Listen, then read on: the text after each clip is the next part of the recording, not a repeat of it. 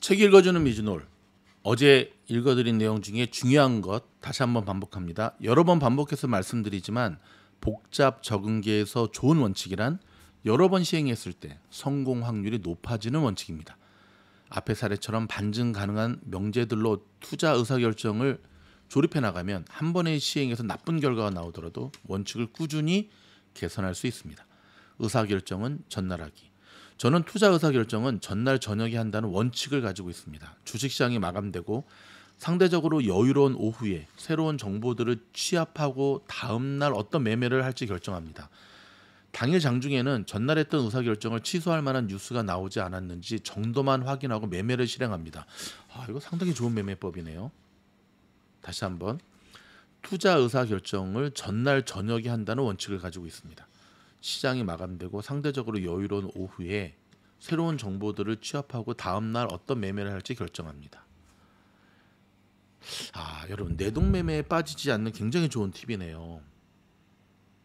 우리는 의사결정을 항상 당일 생각도 없이 전날은 딱 차트 보고 그러니까 안 되는 거지. 계속 읽어드립니다. 낮 동안 특히 장중에는 좋은 의사결정을 하기가 어렵습니다. 시장에는 새로운 뉴스가 새벽부터 마구 쏟아집니다. 이 정보들을 취합해서 새로운 의사결정을 하기에는 아무래도 시간이 부족합니다. 경험이 부족한 사람일수록 시간의 압박이 있으면 나쁜 의사결정의 빈도가 높아집니다. 빙고! 어제까지 노출된 정보를 바탕으로 하지 않았던 의사결정을 오늘 새로이 노출된 정보만으로 한다면 그 의사결정은 잘못될 가능성이 큽니다. 오늘 새로 나온 뉴스 중에 나의 포지션을 바꿀 만한 뉴스는 사실상 거의 없습니다. 만약 새로운 뉴스에 따라 매매를 했다면 노이즈에 반응했을 가능성이 큽니다. 자, 신호와 소음에 대해서는 10장에서 자세히 다룹니다. 또는 실제로 중대한 뉴스가 나왔다고 하더라도 이미 내가 손쓸 수 있는 시기를 지났을 가능성이 매우 큽니다. 뉴스에 즉각 반응하는 자동화된 알고리즘이 판치는 세상입니다.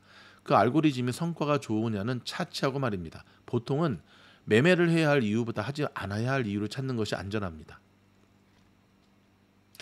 이거 참 좋은 말인데요. 지금은 뉴스에 즉각 반응하는 자동화된 알고리즘이 판치는 세상. 제 고3 때 생물 선생님이 계셨는데 참 괴짜 선생님이셨어요.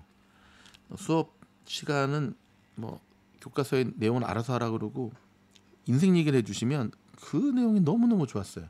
근데 그때 선생님이 해주셨던 얘기 중에 조만간에 물을 사 먹는 시대가 온다고 그랬어요. 우리가 에이 그때는 여전히 학교 수도가의 물을 그냥 먹는 시절이었거든요.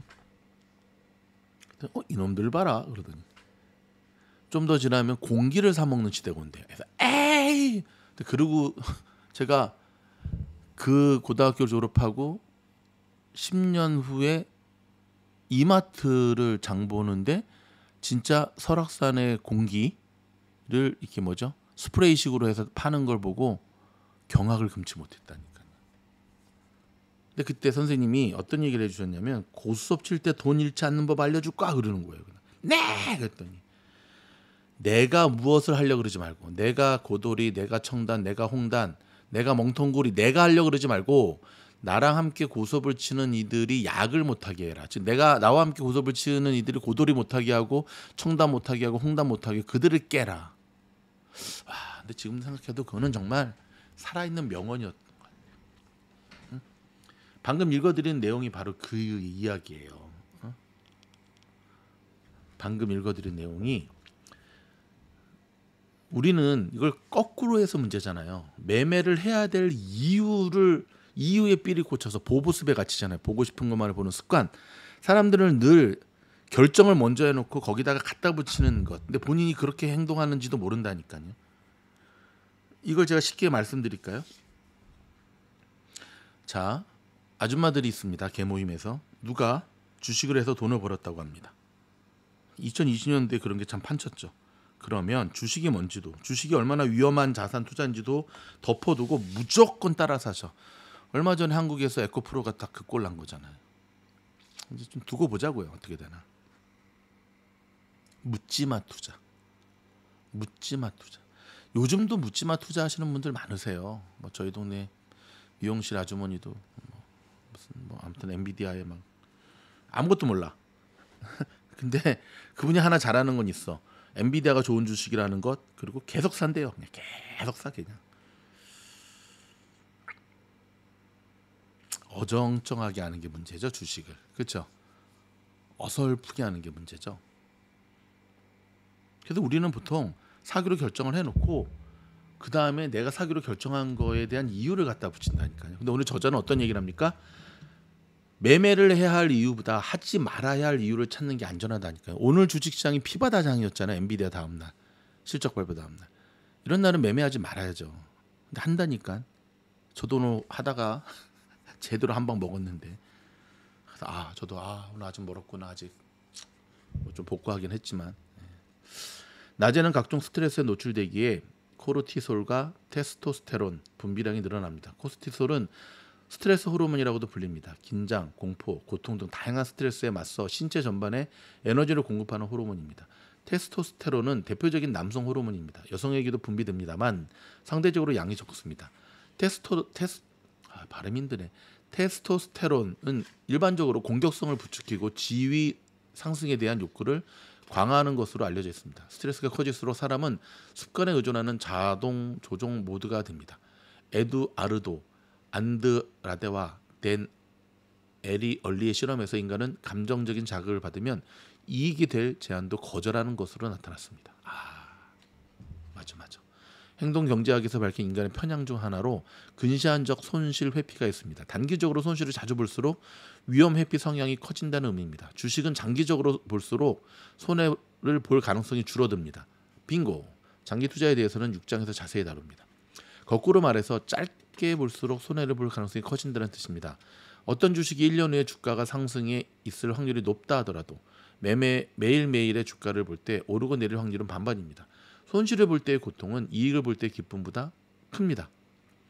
매일매일 주가를 확인한다면 좋은 주식을 골라서 샀더라도 당장의 고통을 참지 못하고 주식을 팔아버릴 가능성이 큽니다. 요즘은 스마트폰으로 언제 어디서든 시세 조회가 가능합니다. 내 계좌의 잔고가 얼마인지도 실시간으로 조회할 수 있고 매매도 빠르게 할 수 있습니다. 근시안적 손실 회피 성향을 부추기는 시스템입니다.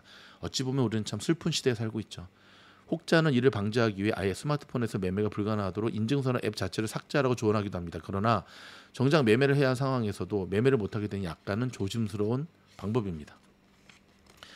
매일 나오는 정보들을 마냥 무시하는 것 또한 좋은 태도는 아닙니다. 어쨌거나 세상은 변하고 내 포지션을 바꿀 만한 중요한 정보도 섞여 있게 마련이죠. 반대로 중요한 뉴스가 없었다는 것을 확인하는 것 또한 매일의 과제 중 하나입니다. 저는 여기서 100% 동의합니다. 어떤 분들은 주식 잠시 쉰다 그래서 귀 닫고 있어요. 바보지. 그 귀를 언제 여는지 아세요? 남들 다 주식해가지고 시장 막 올라갔을 때. 바보지. 엔비디아라고 얘기하면은 어제 실적 발표에서 막 날아가서 막 500점 몇십 불 됐을 때 샀다니까 분명히. 여러분 말고요. 샀다니까요 분명히. 왜? 700불 간단 말 듣고.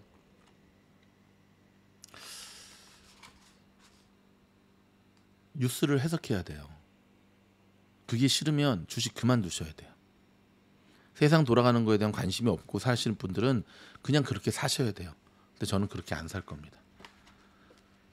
시간의 압박은 정보를 처리하는 과정에 악영향을 미치는 게 아니라 더 많은 정보를 차분히 수집하지 못해서 결과적으로 나쁜 의사결정으로 이어지게 됩니다. 잘못된 정보 처리를 막기 위해서 정보 수집을 막는 건 어불성설입니다.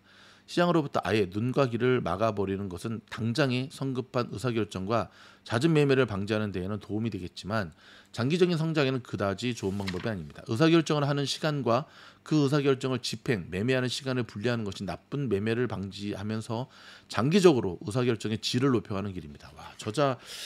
저는 그렇게 생각을 해요, 여러분. 한 권의 책 속에서 내가 그동안 몰랐던 한 가지 사실 안 것만으로 책을 읽을 만한 충분한 가치가 있죠. 방금 오늘 읽어드렸던 내용 저한테도 개인적으로 상당히 신선한 충격이네요. 공부하는 여러분을 응원합니다.